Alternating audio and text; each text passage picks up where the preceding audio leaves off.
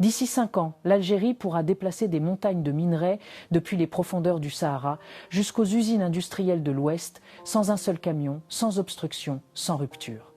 Et le plus fou, c'est que les rails sont déjà en train d'être posés. Cette vidéo-là va t'emmener dans un voyage que peu d'Algériens connaissent vraiment. Un voyage qui commence dans l'un des endroits les plus isolés du pays et qui finit dans des zones industrielles en pleine transformation. Ce que tu vas entendre n'est pas une promesse politique ni une vision futuriste, c'est un chantier qui existe, un chantier gigantesque, un chantier qui avance. Et c'est ce chantier qui va redéfinir la puissance industrielle de l'Algérie pour les prochaines décennies. Pour comprendre ce projet, il faut remonter à la source, au fond du Sahara. Dans une région que la plupart des Algériens ne verront jamais de leur vie, se trouve un trésor dormant, un trésor enfoui sous un paysage silencieux, brutal, minéral, un trésor que le soleil frappe chaque jour comme pour rappeler qu'il est là, qu'il attend, qu'il n'a pas bougé depuis des millénaires. Cette richesse, c'est le fer de Gara Djebileh. Un gisement gigantesque dont l'existence est connue depuis l'époque coloniale, un gisement que les géologues n'ont cessé de décrire comme l'un des plus impressionnants de la région. Et pourtant, pendant des décennies, rien n'a bougé. Pas parce qu'il manquait de volonté, mais parce qu'il manquait une seule chose, un moyen de sortir ce fer du désert. Aucune route fiable, aucune logistique, aucun rail, rien. Le minerai était là, mais inaccessible, comme un coffre rempli d'or sans clé. Ce problème, il a duré des générations, il a bloqué des projets industriels, il a limité la création d'emplois. Donc, il a freiné la montée en puissance du pays. Parce qu'un gisement, quand on ne peut pas l'atteindre, ne vaut absolument rien. C'est pour ça que la décision a été prise, créer une artère d'acier à travers le Sahara. Un chemin capable d'absorber des millions de tonnes de matériaux bruts et de les envoyer vers les villes, les ports, les usines, les chantiers. Une colonne vertébrale entièrement dédiée à l'industrie nationale. Ce corridor ferroviaire n'est pas un simple rail posé sur du sable, c'est une opération d'une complexité extrême. Des ingénieurs, des géologues, des mécaniciens, des travailleurs, tous affrontent chaque jour une étendue désertique qui n'a aucune pitié. La chaleur y écrase tout. Les vents y soulèvent des murs de poussière capables de recouvrir un véhicule entier. Le sol est parfois dur comme la pierre, parfois mou, parfois instable. Chaque kilomètre est un défi. Chaque mètre de rail doit être ancré pour résister aux éléments, mais malgré tout, le chantier avance. Et la vitesse à laquelle il avance impressionne même les spécialistes étrangers. Là où un projet similaire prendrait des décennies, ici, les équipes progressent avec une détermination rare. Ce corridor, c'est un fil d'acier qui s'étire sur une distance énorme. Il traverse des zones inhabitées, contourne des reliefs, franchit des plateaux secs, survole des vallées grâce à des ouvrages massifs.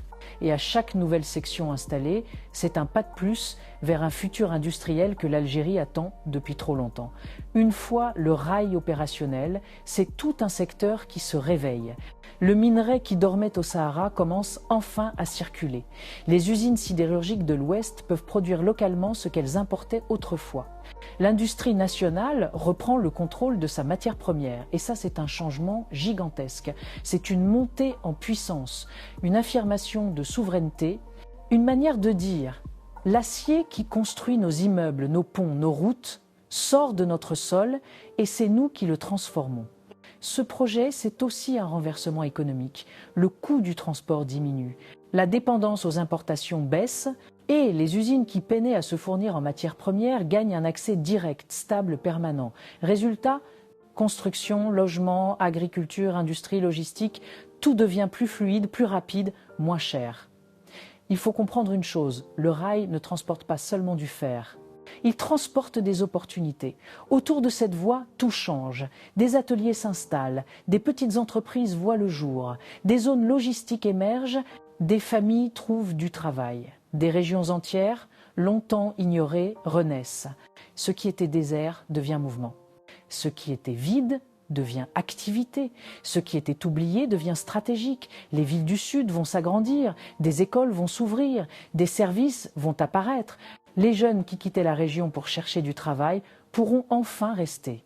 Le changement est social autant qu'économique. Ce corridor ferroviaire, c'est une rupture avec le passé. C'est la preuve que l'Algérie commence à exploiter ses richesses d'une manière intelligente, autonome, organisée. Pendant longtemps, le pays a été ce géant endormi, riche sous terre mais limité en surface. Aujourd'hui, il découpe le désert, trace son futur et transforme une ressource oubliée en moteur national. Il y a quelque chose de profondément symbolique dans l'image de ces rails. Ils avancent droit devant sans se retourner. Ils traversent le silence, la chaleur, les roches, et ils portent avec eux une idée simple. L'avenir du pays ne dépend plus de ce que les autres feront, mais de ce que nous construisons nous-mêmes. C'est un projet qui donne de la fierté, un projet qui redonne du sens, un projet qui annonce que le pays a enfin décidé de se servir de toutes ses forces. Ce que tu viens d'entendre, c'est plus qu'une description technique. C'est un tournant dans l'histoire du pays. Un corridor d'acier qui sort le fer du désert, qui alimente l'industrie, qui connecte des régions isolées, qui crée des emplois, qui transforme des villes, qui redonne confiance. C'est une preuve que l'Algérie avance, et avance vite. Si tu es fier de voir l'Algérie redevenir une grande nation, écrase le bouton s'abonner et active la cloche tout de suite. Parce que dans exactement 5 jours, je te sors une nouvelle bombe sur le futur de notre pays. Tu vas pas vouloir louper ça. Dis-moi en commentaire, tu viens de quelle wilaya? Je lis absolument tous les commentaires.